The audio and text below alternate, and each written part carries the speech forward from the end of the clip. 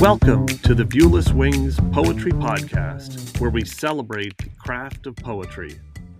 Each week, we feature interviews with incredible poets and artists, including Olivia Gatwood and A.E. Stallings, and original poetry read by the authors. I'm your host, James Morehead, Poet Laureate of Dublin, California, and author of Canvas and Portraits of Red and Gray. On this special episode of the Viewless Wings Poetry Podcast, I'm going to hand the microphone over to my poetry critique group, the group of poets that I meet with twice a month to debate, discuss, recite, and get feedback on our poetry. Workshopping, critique groups, and coaching are critical to consistently creating great poetry. You can create great poetry some of the time all by yourself, but to do it consistently, you really need the feedback from other poets. I hope you enjoy each of the poets you're about to meet. Hi, my name is Connie Hanstedt. I was raised in the Midwest and currently reside in Livermore, California. I have been a high school English teacher, copy editor, and CFO and co-founder of a general contracting company, but nothing has been as significant or life-changing as being a writer. My poems have appeared in numerous literary journals and anthologies. They explore the integral aspects of family, memory, loss, and redemption. My chapbook titled Treading Water will be published by Finishing Line Press in February 2022. She Writes Press published my memoir, Don't Leave Yet, How My Mother's Alzheimer's Opened My Heart in 2015. I'm also a member of the California Writers Club Tri-Valley branch, where I lead a poetry critique group. Although we write in isolation, we meet and offer each other support, encouragement, and validation, which are key to becoming better writers. The poem I'm reading was inspired by the deep love I have for my brother, whose independent and oftentimes rebellious spirit caused rifts in our family. The poem is called Dear Jack Kerouac. Dear Jack Kerouac, how did you do it? Time after time, driving rustic highways from Times Square to Frisco, with stops in Denver to see Neil's woman, then aiming those worn-out tires back toward the East Coast. In the 60s, my long-haired brother thought he was you, in a Buick nicknamed Thunder, muscular arms, white cotton t-shirt, cigarette dangling between his lips. On the road, on the dashboard, backseat jammed with books by Hess and Camus and record albums, not the jazz you preferred, but the Stones' sultry Laura Nyro. When he called collect on rare occasions, Mom said, "Where are you? Did you run out of money?" The same questions, Jack, your mother must have asked you, the golden boy of Lowell. And when you returned, she welcomed you, made stew and baked bread. Mom cringed at the sight of thunder and a girl tucked alongside my brother. When are you going to do something with your life? He answered, Ma, I've just seen the world. Jack, you would have been proud. My name is Marie-Anne Poudret. I am a connector.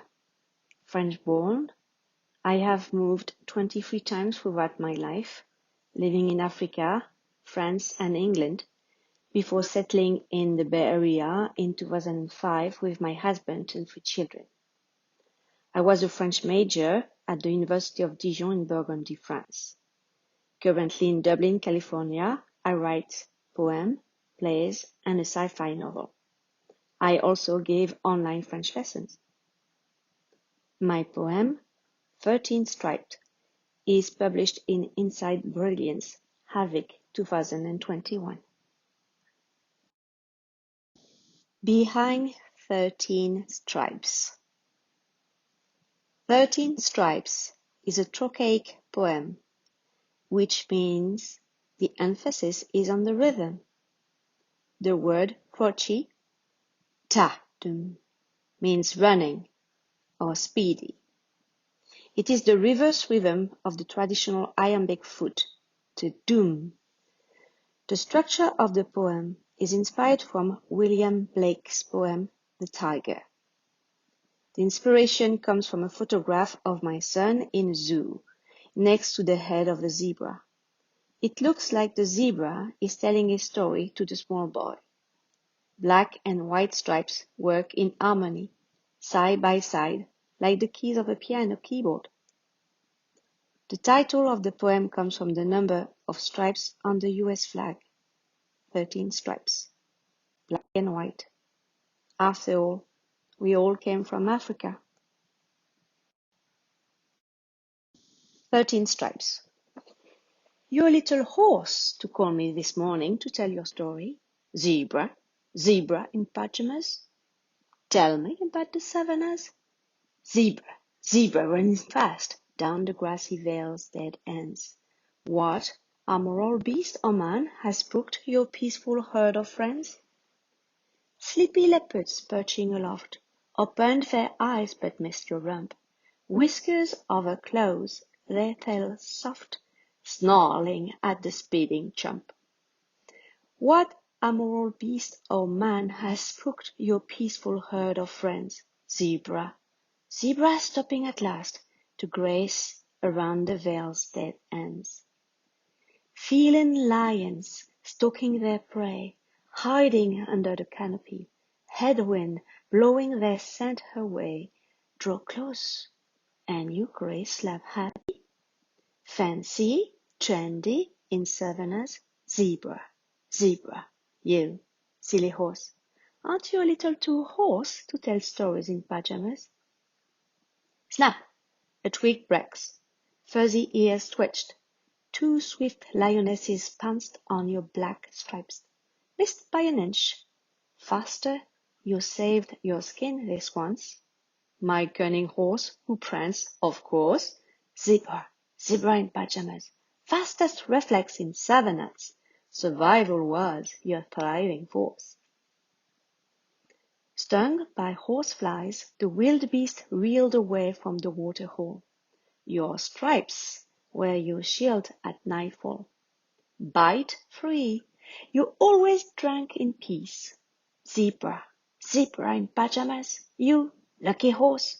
You pranced, of course. Fancy, trendy in savannas, wild man style, no silk, all coarse. Are there more black in your white stripes?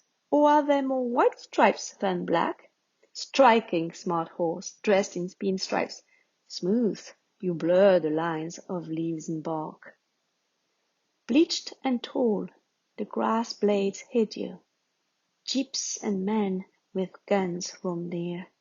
Stood still as their dangerous crew killed. The zebra disappeared. Zebra, zebra, you, lonely horse behind zoo bars, you cry, of course. Zebra, zebra, you miss the plains where warm winds brush black and white manes. Hi there, my name is Ryan McRee. I'm a writer, theater director, and dramaturg based in the Bay Area, and sometimes I dabble in poetry. I've done a bit of teaching poetry analysis and performance here and there, as well as general text studies for plays and literature. And I'm a TA at USC as well for theater history and play studies. The poem I'm going to read today is called Release, and it was sort of a procrastination poem. James Morehead had asked me to recite some of my poetry at an event in Dublin a few months ago, and a lot of the poems that I really liked were older, and they were from sort of a sadder, angstier time before I settled down with my girlfriend, and I didn't really feel like I had a poem that represented how my life feels now. I think this is a poem about sort of taking account of your life and your memories and your happiness and finding a private space for them and really saving them for your own enjoyment. This poem came along at a time that I was also struggling with detaching from social media and just sort of carving out a private life in my head and resisting the urge to always be connected to the public, which I think is something that's challenging for a lot of people right now. So I hope you enjoy it. Release. Writing a happy poem is like taking a photograph. They are both eclipsed by their subjects. A photograph is an act of anxiety. a fear that this moment, like all things, will pass, and the hope that memory might will it back into existence. Take comfort, and know that time, this very moment, is irretrievable. Happiness is not a beast to be stuffed and mounted on the wall, but a secret that, once known, vanishes. A spark of joy need not be spoken aloud. Let it burn like a wildfire and watch the wind blow it out. Cling to it desperately, like the present, and then let it go. Let the secret knowledge of living carry you forward, and trust that you will know that feeling again. Hello, my name is Monique Rardin Richardson. I'm a photographer, artist, and writer from the California Bay Area. This poem, called Frozen, is a reminder to always be yourself. Frozen. Flares bursting through the bare branches cast vertical shadows a mile long on the frozen pond. How can something with such beauty elicit so much danger? One incorrect step, and I could perish without another word spoken or heard into an iridescent slush of silence.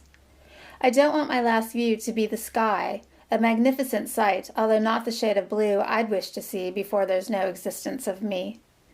If I proceed with caution across the slippery basin, there may be a different outcome, but I'd be tiptoeing through the experience.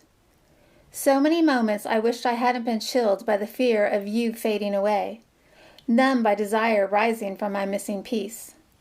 Maybe if I were me, your heart would have melted into the warmth of my eyes and seen yourself as I did. Fingers forever entwined with mine, not released to a freedom undesired. Now I question everything.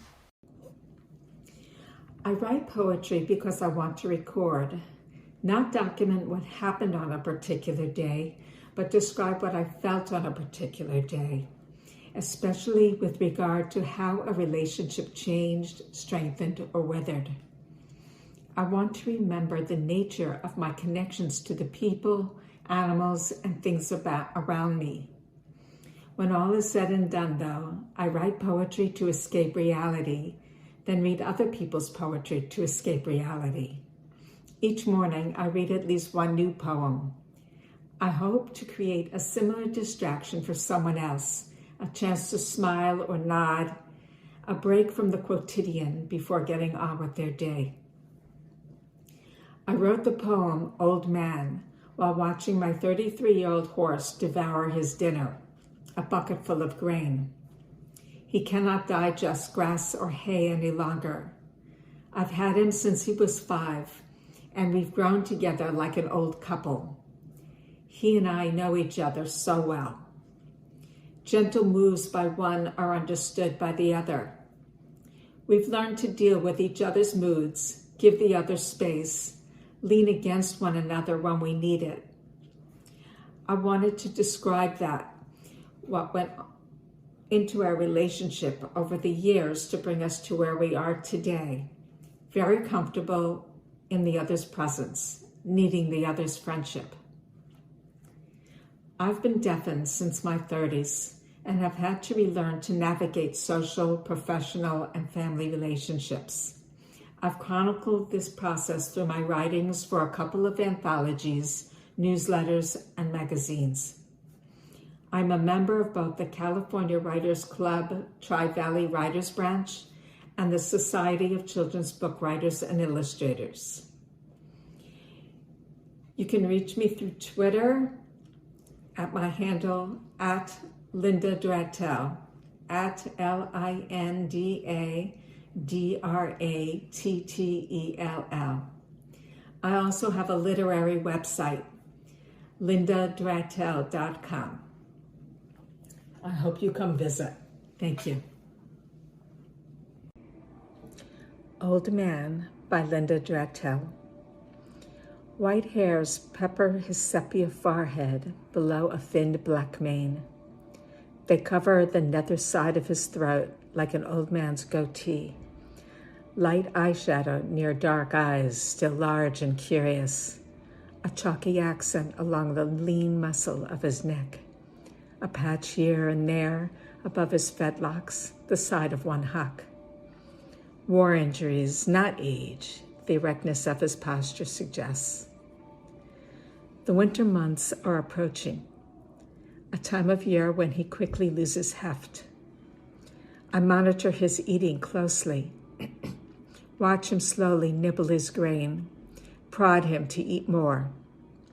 His muzzle works methodically, slipping food past worn molars no longer capable of chewing.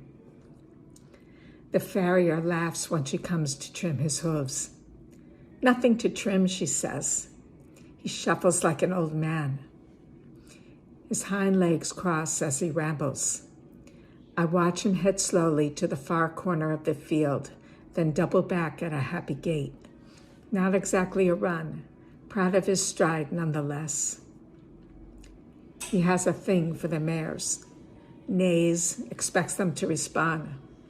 They glance at him for a second, go back to grazing. He makes an effort to rear up, tries to jump the fence separating him from them, though he'd been gelded ages ago. Perhaps he's forgotten. He has an agenda. Dirty old man, the barn manager calls him. I remember how we used to ride through the lush East Coast forests, sail through the air over fallen logs, pass between trees with barely enough space for his torso and my legs, eat mulberries from low-hanging branches, avoid stinging nettle. Once we encountered a lone hiker with a monstrous backpack the color of algae. A fast lope brought to an abrupt stop. A surprised hello. Her warning about a copperhead poking his head out of the creek. I look at his frail legs and am reminded of the year he foundered. Coffin bone twisted in the hoof, padded high-heeled horseshoes, special diet, minimal exercise. I remember the lightning complex fires, his evacuation, the helicopters, the pregnant cow escaping the stall next to his. I don't know how much longer I'll have him. Arthritis is rearing its own ugly head. Still, he shows off a feisty side usually kept well hidden. Some have suggested I need to let him go. The winter will be very hard. Loss is a part of life. He looks up from his bucket of grain, gazes at me with kind eyes. "A bit rusty, but I've still got it in me," he says. "Give me a second." He presses his muzzle against my cheek. A kiss. "Old age is nothing," he reassures me. Hi, my name is Eunhee. I was born and raised in South Korea and moved to English-speaking countries. First the UK in 2003, then the USA in 2006. I majored in Korean literature, emphasis on modern poetry, and published some poetry in a few Korean literary journals. Now I've been studying English literature in Las Bujas College in Livermore. I wrote my poem Salt Lake, inspired by mountain goats whose fate evoked some irony in me. Salt Lake, I've been long loving you, rainy or dusty. Not dawdling at night, I go. You are there, magnetizing, giant, cavernous, like a temple. Since I could clamber next to my parents, I heard you are fatally lovable. On volcanic dikes, spiral cliffs. Kneeling and clinging with my cleft hoofs, I chew on you and brood over you. The sun buzzes on fly wings. You don't know how you taste, nearby rocks falling. You are too loose to hold me tight, but my bones will shatter without you. My pink-flecked tongue sings your maculated ditch. I don't mind falling off. You are fatally lovable, set there on my map. When later my blind eyes will lead me to you, I can see you dissolved in the dark. The journey to the high mountain scourges my veins that are not mine. Hi, I'm Patricia J. Boyle, a writer from Livermore, California. I write mostly poetry and fiction, and this year Russian Hill Press published my young adult fantasy novel called Traitor in the Realm.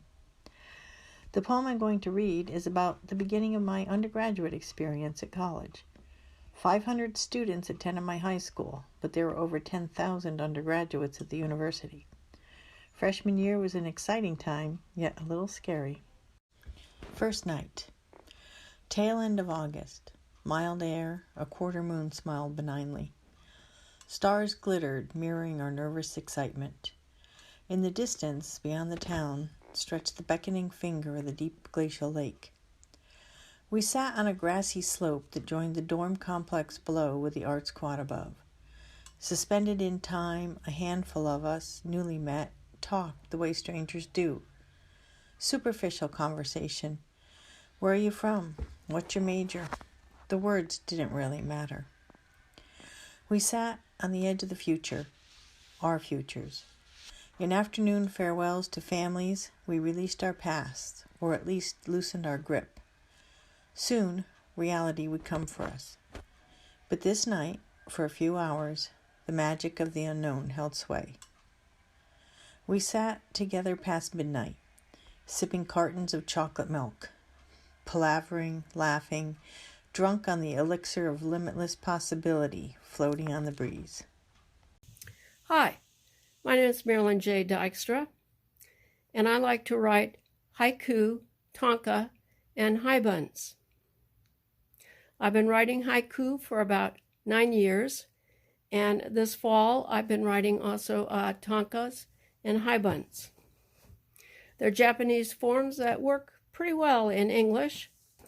The haiku is a short poem of only 3 lines with 5 syllables, 7 and 5. They often refer to nature and to a season. Tankas are a short poem of 5 lines. The syllable count is 5, 7, 5, 7, 7, and they tend to be love poems. Here is a haiku that I wrote on September 20th, 2021. A caravan of creatures with big bright eyes lumbers to harvest vineyards. Here's another haiku that I wrote on October 7th, 2021. Blonde tarantula seeks the lacy perfumed den of an older woman. And finally, here's a tanka that I wrote on October 5th, 2021.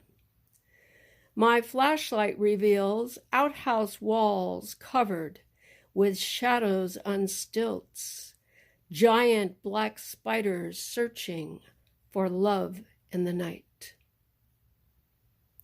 You might try it yourself. They're fairly easy to write, and children are especially good at writing haiku. In fact, they're probably better than us adults. Thank you, and goodbye.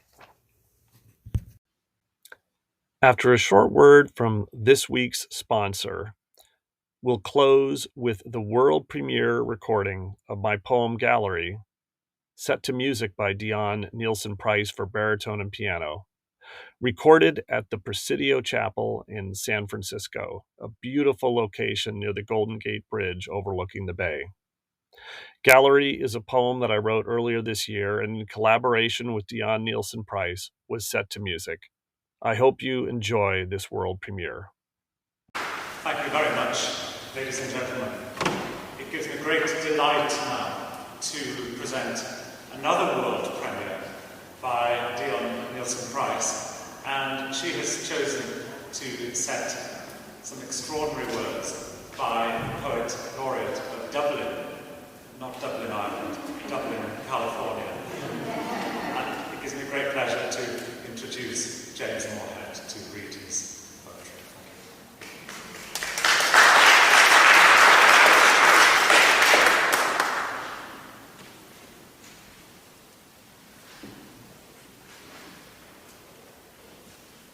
Gallery. Welcome to our gallery. I read in dulling bronze.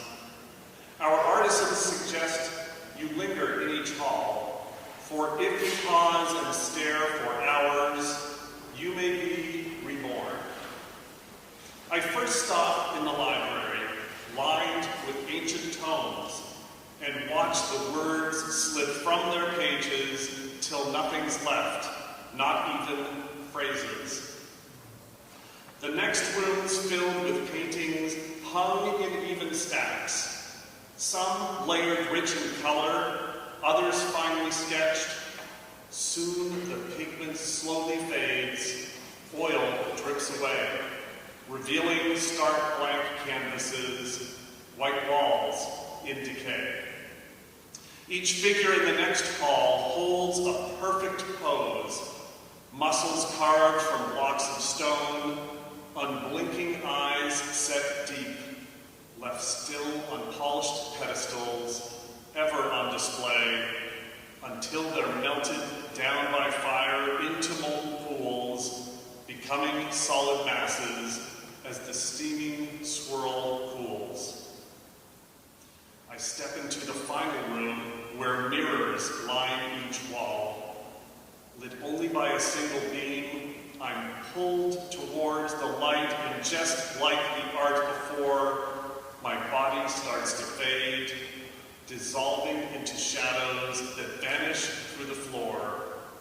And so I join words, paint, and stone jumbled in the tune, then waiting for 3 days to pass, I rise once more and bloom.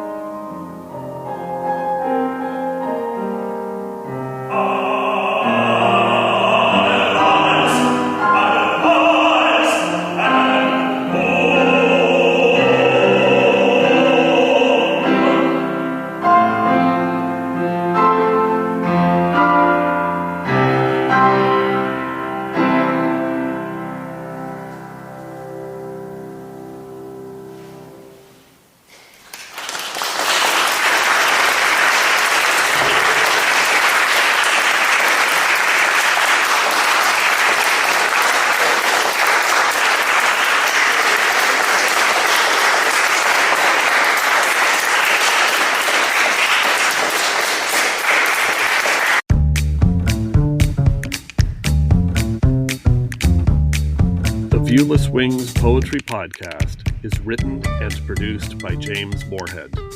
You can follow me on Twitter at Dublin Ranch, subscribe to the Viewless Wings Poetry Podcast, and follow us on viewlesswings.com or on Instagram at Viewless Wings.